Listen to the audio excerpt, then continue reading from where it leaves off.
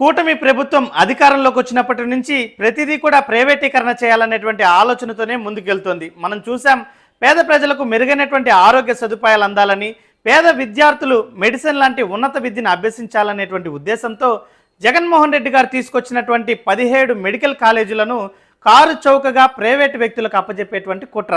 మరి ఇప్పుడు తాజాగా ఆంధ్రప్రదేశ్ రాష్ట్ర పర్యాటక శాఖ ఆధ్వర్యంలో ప్రభుత్వానికి ఆదాయాన్ని ఇస్తున్నటువంటి 22 హరిత హోటళ్లను కూడా కారు చౌకగా ప్రైవేటు వ్యక్తులకు ప్రైవేటీకరణ పేరుతో అప్పజెప్పేటువంటి కుట్ర.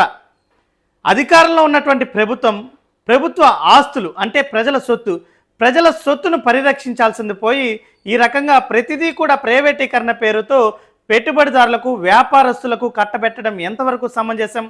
ఎన్నికల సమయంలో జగన్మోహన్ రెడ్డి గారు ఇది పేదలకు, పెత్తందారులకు జరుగుతున్నటువంటి యుద్ధం అని చెప్పడం జరిగింది.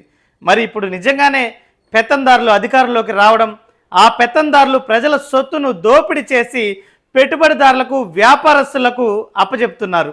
ఎక్కడ చూసినా రాష్ట్రంలో ఇసుక దోపిడీ, మద్యం దోపిడీ, అమరావతి పేరిట కాంట్రాక్ట్ల పేరిట దోపిడీ జరుగుతుందే తప్ప ప్రజలకు మేలు కలిగింది ఏమీ లేదు.